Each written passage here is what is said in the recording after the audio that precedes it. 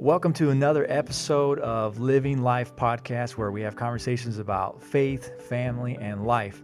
Today we're talking about self-control. Is there a way to control your impulses, emotions, and desires? Especially those powerful ones like anger, frustration, rejection, and discouragement.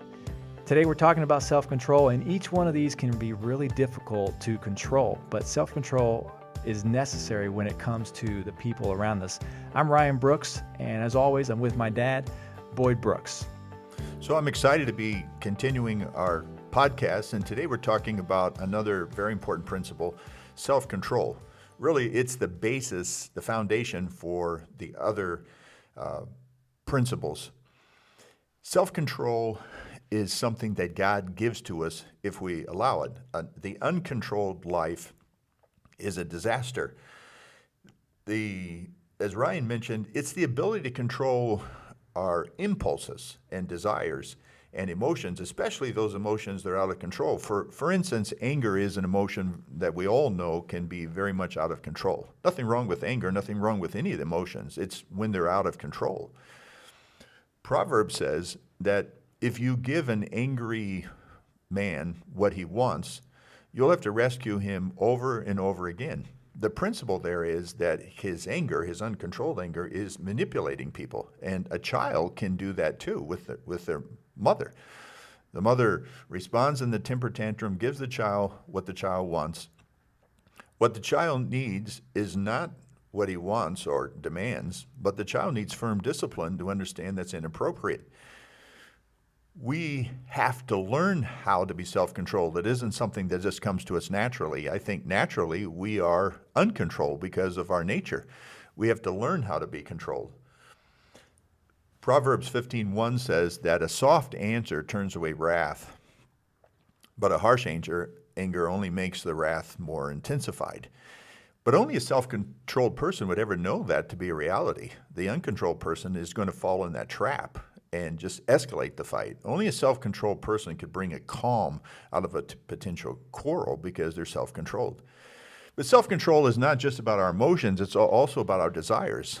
I deal with hundreds of families over the years, and it's rare to find a young family today that is not head over heels in debt. And this is because they cannot control their spending and their desire to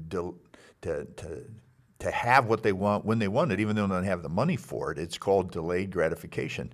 But Proverbs teaches us to control all of our desires and impulses and align them up with God's word and what's right.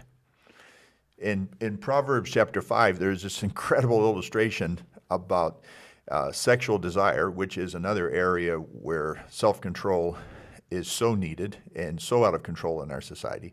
But Proverbs paints a picture of the seductive woman, the wayward woman, as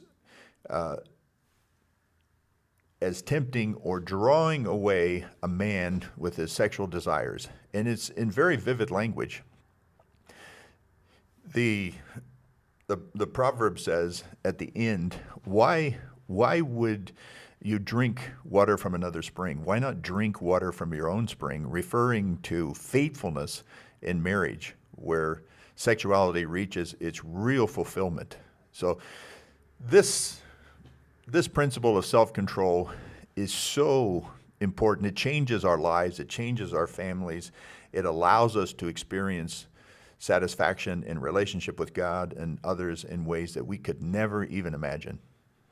Yeah, I think in your message you said something kind of with what you just said with that passage, that we hear that phrase, the grass is greener on the other side, but that's not necessarily true, right? That's exactly right. I have heard this several times, and something I've said for years, that the grass is actually greener where you water it, and that's what Proverbs is telling about. If you want sexual satisfaction, then find it in the marriage that God has given you. If you want intimacy in relationships, find it in the people that God has put in your life instead of these counterfeit relationships that are only going to destroy your life. So we have to water the grass so that we can actually enjoy it where it's at. And it's a beautiful illustration of self-control. In conclusion, I'd just like to say the greatest example of self-control is Jesus. Peter, who really had trouble controlling his impulses, watched Jesus, and I think he learned because later in life he said that Jesus controlled himself in the most difficult circumstances. When he was on the cross, insults were hurled at him, but he didn't hurl them back. Instead, he trusted God to take care of him in those situations, which is the ultimate example of self-control. And Isaiah the prophet, in chapter 42 of Isaiah, describes the self-control of Jesus, and he says, "A bruised reed he will not break, a smoking reed he will not put out, smoking wick he will not put out." And those are describing broken people. Jesus is so gentle that a person whose life is just hanging on like a reed ready to fall off, Jesus is so gentle, his control, that he actually can deal with that person in a gentle way. What an example for us as a parent dealing with our children, or a husband dealing with their wife, or a wife dealing with her husband, with that kind of self-control.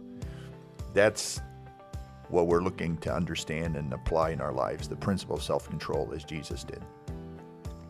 Well, we hope you enjoyed listening to Living Life today. We'll see you next time. If you're watching, just be sure to follow us or turn on notifications, and then check out the website, boydbrooks.com. And as always, if you have any questions about what we talked about, or maybe something you'd like to see us discuss, just send us those questions, and we'll see you next time. See you soon. Bye now.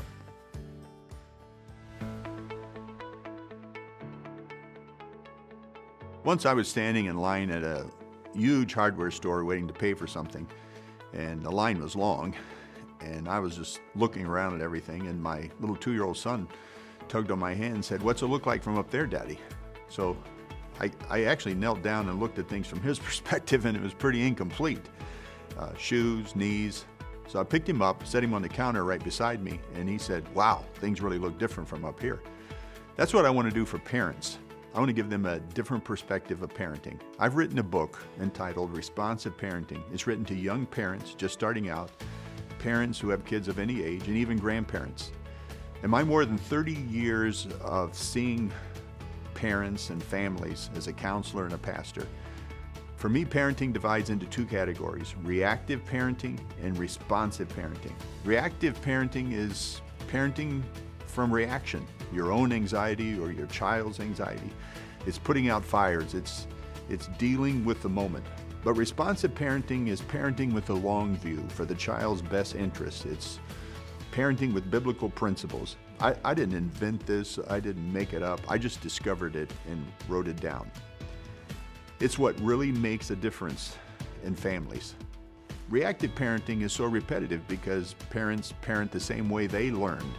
And if they didn't see a lot of conflict resolution and they lived with conflict, they tend to pass that conflict on to their children. And children exposed to conflict are going to have problems. Whereas responsive parenting is about connecting families and helping them resolve conflict. It's not the 1, 2, 3, solve it in 48 hours. This is a long view, but it transforms families. Responsive Parenting, Principles for Raising Connected and Healthy Kids by Boyd Brooks. Available at boydbrooks.com.